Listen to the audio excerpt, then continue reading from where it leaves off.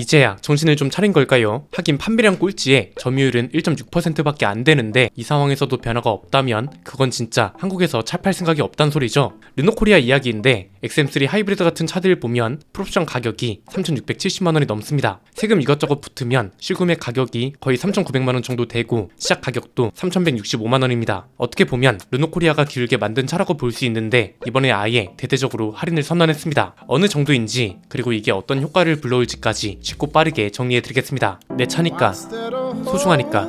그런데 이 많은 걸 대체 어디서? 세차용품 넘버원 N09.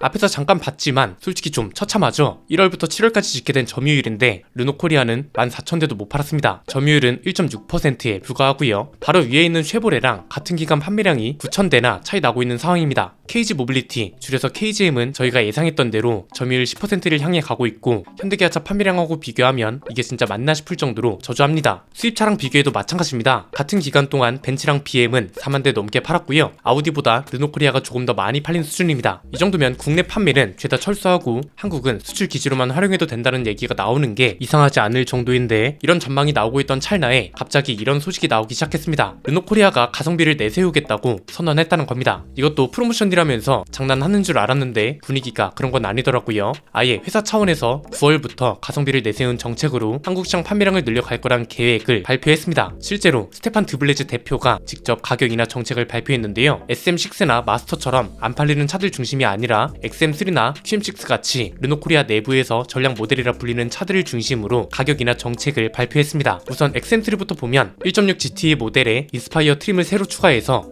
2,680만원부터 판매할 계획이라고 합니다. 이게 뭔가 좀 이상하게 들리실 수도 있습니다. 이건 뒤에서 자세히 살펴보도록 하고요. QM6는 200만원을 내리겠다고 발표했습니다. 9월부터 LPG 모델 LE 트림은 2,840만원, RE 트림은 3,170만원으로 팔겠다고 결정했습니다. 각각 91만원, 195만원씩 내린 겁니다. 르노코리아 입장은 명확합니다. 가성비를 강조하겠다는 거고 가격을 내리거나 옵션을 합리적으로 구성해서 판매량을 올리겠다는 거잖아요. 드블레즈 대표가 말하는 걸 보면 국내 시장을 아예 파악하지 못하고 있는 건 아닌 것 같습니다. 한국은 내수업체가 시장 점유율 80%를 넘기고 있고 전 세계에서 유례없는 국가인 만큼 시장 공략 자체는 어렵지만 뒤집어 생각하면 그만큼 성장성이 있는 얘기다 이렇게 설명하더라고요. 맞는 얘기죠. 현대기아차가 점유율을 장악하고 있지만 빈틈을 노리면 충분히 점유율을 잡을 수 있는 건 맞죠. 이걸 증명하고 있는 게 KGM이기도 하고요. 그런데 이게 과연 통할까요? 저는 솔직히 눈과 귀를 의심한 것도 있을 정도로 이게 맞나 싶은 전략도 있더라고요. 이게 정말 큰 실망을 안겨주기도 했는데 정리해보면 이렇습니다. 크게 세 가지입니다. 일단 이건 쉐보레랑 KGM의 전략을 벤치마킹 했다고도 볼 수 있습니다. 토레스가 참 많은 일을 했다는 생각이 드는 순간인데 토레스를 시작으로 현대기아차를 포함한 국산차 브랜드들 사이에서 가성비 전략 붐이 일었잖아요. 토레스가 지금은 판매량이 주춤해도 출시 당시부터 몇 개월간은 판매량 10위권을 놓치지 않고 있었고 트랙스가 연이어 말도 안 되는 가격으로 출시되면서 출시 이후 기준으로 코나 판매량도 이기고 있을 정도니까요. 그래서 특히 준중형급 이하에서는 현대기아차도 가성비를 신경 쓰고 있다는 생각이 드는 게 셀토스가 지금 판매량이 압도적이잖아요. 트랙스가 출시된 이후에 셀토스가 연식 변경을 거쳤고 4기통 엔진에 8단 변속기 심지어 옵션도 괜찮게 넣어주면서 말 그대로 진짜 가성비 전략을 실현하고 있는 상태거든요. 그전까진 사실 증명된 자료가 없었던 겁니다. 가격이 저렴하다고 해서 무조건 잘 팔린다는 사례가 거의 없었는데 이번에는 KGM에 이어 쉐보레 심지어 기아까지 이걸 증명하고 나서니까 르노코리아도 이 전략을 택했다고 볼 수 있는 거죠. 두 번째는 그럼에도 별로 기대되는 게 없다는 겁니다. 이 말은 결국 판매량 상승도 기대가 안 된다는 소리입니다. 이유가 뭐냐고요? 일단 간단한 이유는 상품성이 뒤처진다는 거죠. XM3는 이미 상품으로서의 매력이 현저히 떨어진 차종이고 QM6는 너무 오래됐습니다. 조금 깊게 들어가 보면 XM3는 너무 간보기하는 것 같고 QM6는 그냥 노후 모델이기 때문에 가격을 내릴 수밖에 없는 상황인데 너무 선심 쓰듯이 생색을 심하게 낸다는 겁니다. 이게 잘 생각해야 합니다. 르노코리아 내에서 두 차종이 주력 모델인 건 맞습니다. 실제로 브랜드 내에서 가장 많이 팔리고 있는 차들이니까요. 그렇다고 경쟁력 있는 차는 아니란 거죠. 셀토스, 트랙스, XM3 이 중에서 뭘 살 거냐고 물어봤을 때 XM3를 구매하겠다고 하는 사람은 거의 없을걸요. 이미 판매량이 말해주잖아요. 그리고 QM6도 보세요. 출시된 지 벌써 7년이나 됐고 페이스리프트만 무려 3번이나 했습니다. 그리고 아까 제가 뒤에서 자세히 살펴보자고 한 게 하나 있었죠. 저는 XM3 전략을 보고 눈과 귀를 의심했습니다. XM3랑 QM6 가격 전략을 같이 발표해서 저는 당연히 XM3도 시작 가격을 낮추는 건 줄 알았습니다. 그런데 내용을 보다 보니까 뭔가 이상한 거죠. 인스파이어? 이건 최상위 트림인데 갑자기 왜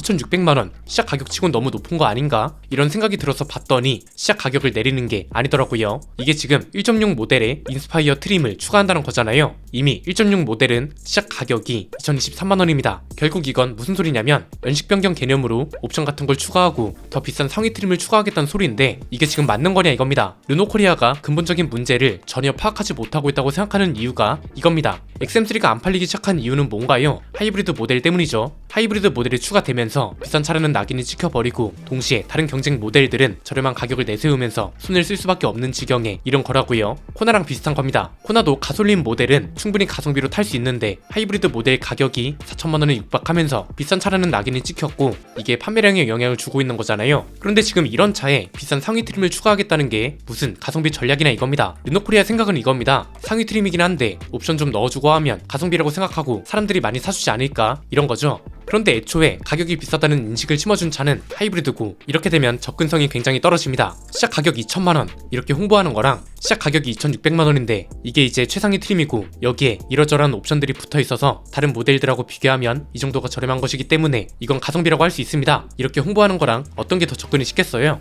당연히 시작 가격이 2천만원 이게 맞겠죠. 지금 필요한 건 비싸다고 낙인을 찍어버린 하이브리드 모델에 저렴한 트림을 신설해서 2천만원 중반대에도 구매할 수 있는 하이브리드 차라고 홍보를 하든지 아니면 아예 가장 많이 팔리고 있는 1.6 가솔린 모델에 저가형 트림을 신설해서 1,000만원대 시작 가격을 홍보하던가 했어야죠. 원래 시작 가격이 2천만원대인 차가 왜 가성비 전략이 안 통하고 있겠어요? 심지어 지금 가장 많이 팔리는 게 1.6 가솔린 모델인데 왜 통계 자료만 봐도 알 수 있는 가격 전략을 제대로 써먹지를 못하냐 이겁니다. 저는 QM6 퀘스트 출시 때도 그렇고 이번 가격 전략도 그렇고 르노코리아를 이해하기가 어렵습니다. QM6 퀘스트도 보세요. 벤 모델이면 이게 얼마나 짐을 싣고 나르기 좋은 차인지 화물계의 최강자라 할 수 있는 포토랑 본거보다 어떤 점이 좋은 건지 실제 현장에서 어떤 이점이 있는지 이런 것들을 위주로 공략하는 게 맞지 않았을까요? 말도 안 되는 차박과 캠핑으로 홍보가 됐습니다. 요즘 차박하고 캠핑하러 가는데 누가 화물밴을 끌고 가나요? 다들 비싼 수입 SUV를 타고 가던가 아예 카니발 같은 차를 타고 가죠. 화물차로서의 매력을 어필해야 하는 차를 가지고 전혀 맞지 않는 방향으로 홍보를 하고 결국 출시 이후에 역으로 판매량이 더 안 나오고 있습니다. 이게 진짜 일선에 있는 마케팅 부서가 문제인 건지 이런 걸 요구하고 승인하는 임원 쪽이 문제인 건지는 모르겠는데 이렇게 되면 신차가 출시돼도 똑같을 겁니다. 세 번째는 다른 회사들은 가만히 있냐 이겁니다. 신차가 출시돼도 똑같을 거라고 말씀드린 이유가 여기에 있는데요. 자, 르노코리아가 출시하겠다고 한 신차들이 모두 하이브리드 차입니다. 심지어 지리 자동차랑 합작이랍니다. 여기서부터 일단 반감을 사고 들어갈 겁니다. 그리고 더 큰 문제는 우리나라 하이브리드 차 시장이 굉장히 어려운 시장 중 하나란 겁니다. 일단 현대기아차가 주름을 잡고 있습니다. 현대기아차 내에서 잘 팔리는 차들은 대부분 하이브리드 모델이 압도적인 판매량을 보이고 있단 말이죠. 일본차 브랜드들도 한국에서 하이브리드 차로 경쟁을 합니다. 대표적인 게 토요타랑 렉서스입니다. 야 그럼 우리는 가성비 전략으로 가면 되지 이렇게 생각할 수 있죠. 그런데 비슷한 시기에 KGM이 하이브리드 차를 출시할 겁니다. 토리스뿐만 아니라 KR10하고 F100까지 하이브리드 모델이 도입될 거라고 합니다. 이미 IR 자료에도 해당 내용이 있었고요. KGM은 지금 새로운 파워트레인에 대한 기대가 그 어떤 회사보다도 높은 상황이고 그 중에서 하이브리드는 절대로 불가능할 거란 얘기가 많았는데 이걸 깼다는 것만으로도 기대치가 상당히 높아진 상황이라고요.